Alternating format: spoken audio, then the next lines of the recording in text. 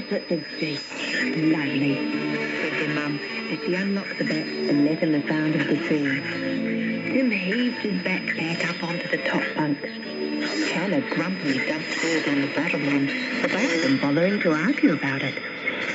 She'd been in a bad mood ever since they left home, sitting in the front seat, glaring out of the window and snapping whenever anyone spoke to her, and all for no reason at all.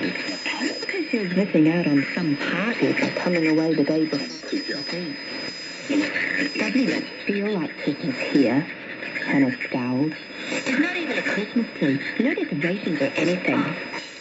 Perhaps we'll be able to do something about that tomorrow, said their mum cheerfully as she and Tim finished unpacking the car together. Hannah wasn't helping, of course. Why don't you both go down and have a look at the beach? Come back and tell me what the tide's doing. The people in the big house next door fell for instance last year. There were cars all over the driveway, as well as a boat and a new trampoline in the backyard. Tim gave it all a quick glance before he hurried on to wiggle his toes in the warm sand of the path through the sand dunes, gulping down the sharp, salty air, trying to ignore Hannah as she loped along behind. Especially what it was going to be like having a teenager in the family. He was sick of it already. Out to sea, the long way made foamy white steps up to the horizon. It was nearly high tide. Tim couldn't wait to dive into those waves and punch away all his frustrations with the pounding surf. We'll be able to have a swim first thing in the morning. Great, he said. Who cares? Hannah muttered. How could we have stayed home and come away after Christmas like we always do? There's nothing to do here. Tim looked at the sea and marvelled. There was everything to do at the beach. He was sure Hannah had thought so last year as well. Well, we could once everyone else gets here, she ventured, but Hannah didn't say anything. By the time they made their way back to the box, it was nearly dark. Still wandering around outside with garden sheds. I'm going to have to cut some things back. Everything's grown like crazy since last year. Then she looked at the flower tree. She said thoughtfully. Hannah lay on the bottom bank listening to her Walkman. Tim almost wished he'd given her the top, where he didn't have to look at her all the time. He was putting his clothes away in the drawer underneath, trying to avoid her legs, which kept getting in the way, not by accident, when he heard his mother coming in through the front door. Help me with this. She was holding a branch of the Kahutakawa tree. I need a bucket, quick. In the corner over there. Tim ran to fetch the bucket from under the sink in the laundry. His mother wedged the branch in and stood back to knock. Here's our Christmas tree, she said triumphantly. But Hannah's face poked round to their dresses. Oh, that's just a Kahutakawa tree. It can't be a proper Christmas tree without some Christmas lights, and tinsel, and decorations, and a start. Tomorrow, their mother said. I'm sure we can do something about that tomorrow. The tree sounded in Tim's dreams all night, and the next morning he woke to find sunlight streaming in through the little curtains, flooding the room. Hannah was still curled up with blankets over her head. He could hear his mother moving about in the kitchen end of the bed, breathing under her breath. Through the half-open bedroom door, he could just see the Kahutakawa branch, standing sturdily in its bucket, with its leaves shiny green on one side and silvery grey on the other. Then he looked again. There was something different about it. Shells. He climbed down from the bunk to look closer. Smooth, sea-rounded shells strung all round it. I picked them up on the beach early this morning. His mother came to stand beside him. See? They can be our Christmas lights. Tim put out a hand to stroke the twisty shells, slowly spinning on their pieces of ribbon. I like them. But don't switch around, came Hannah's grumpy voice from the bedroom. You can't see everything, the mother said. When they went down for their swim, the people next door were getting ready to take their boat out. You can bet they'll have a real Christmas tree, Hannah said. Kahutakawa trees are real, Tim pointed out. Hannah didn't answer. But when they came back, salt-streaked and wrapped in towels, Tim thought the bunch seemed somehow homelier, friendlier for the tree standing in the corner. Their mother picked a bunch of yellow and orange daisies from the garden as Tim and Hannah paddled in a bucket of sun-warmed water to wash the sand off their feet. "What are you going to do with those?" Tim asked. They both watched as she threaded the stalks together and looped them over the tree. "Tinsel," she said. "Golden tinsel. How about I cut some decorations out of the Christmas wrapping paper?" Tim suggested. He quite liked their Pahudakawa Christmas tree now.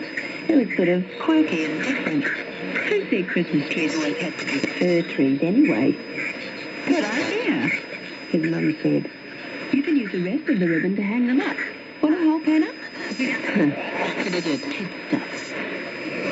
She lay on the sofa reading a book.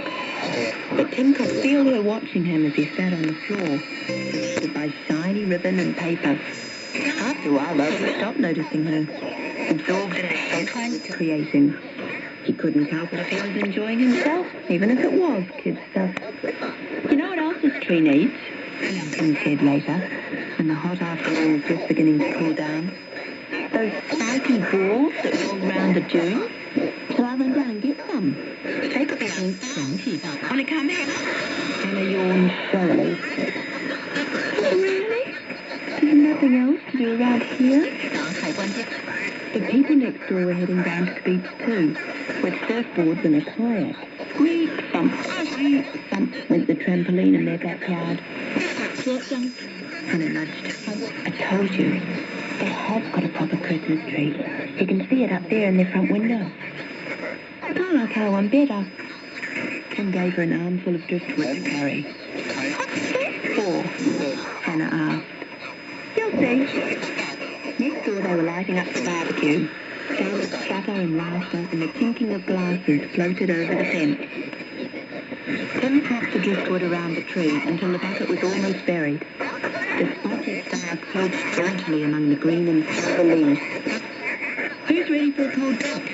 their mother asked. The three of them sat round the Pahudakawa branch Christmas tree with single ice in their glasses, while the late afternoon sunlight lit up the orange and yellow tinsel ball. The shells clinked softly, and the paper decorations twirled on their ribbons in the breeze that came through the open front door. "You know something?" Tim said. "I'm glad we're at the beach for Christmas. I'm glad we came earlier this year. This is a great Christmas tree. This is one of the best Christmas trees we've ever had. Can't wait till all the cousins see it tomorrow." He was still talking when Hannah jumped up and ran outside. "Well, it is!" Like after him. "You're just..." His mother put up a hand to stop him, but he couldn't stop. "She is. She's spoiling everything. I'm sick of her. All because of some stupid party." But before he'd had time to finish, Hannah was back again, clutching a handful of something. "He likes those back, but those ones are wilting already. We'll have to keep putting new ones on." And she clamped down on the floor and started threading daisy stems together. Tim shut his mouth in astonishment, but his mother just smiled. Beach Christmas tree. "Hey, Tim," later from the bottom bunk, "I saw the next door tree. It's all lit up. But you know something? I like ours better." "Me too," Tim whispered back. Once more the sea sounded in Tim's dreams.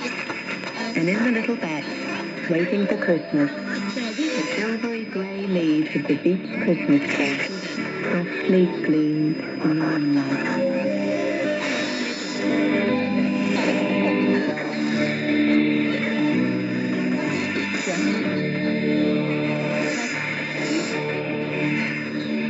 That was The Beach Christmas by Philippa Mary. And thank you for your text this morning. A special thanks to Richard. A Merry Christmas to you too. And I love this from Uncle Albert. Beautiful thanks this morning. Thank you. I often wonder how many little and older hearts are touched by them. Wishing you a very Merry Christmas. And to you all, I'm sure a lot of, not just children who enjoy these lovely stories on story time. Taking us to the news now, we have a little bit of music, and that is called Hakan Amma, and it is a tune sung by Anika Moore.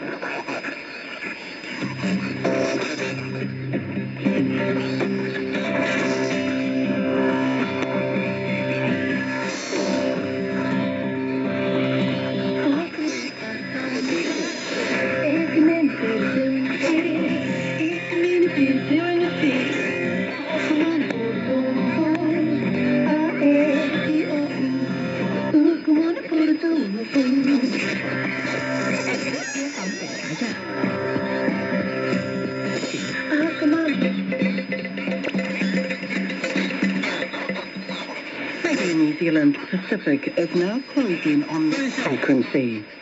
To continue hearing us, please return to 11725 kilohertz in the 25 metre band.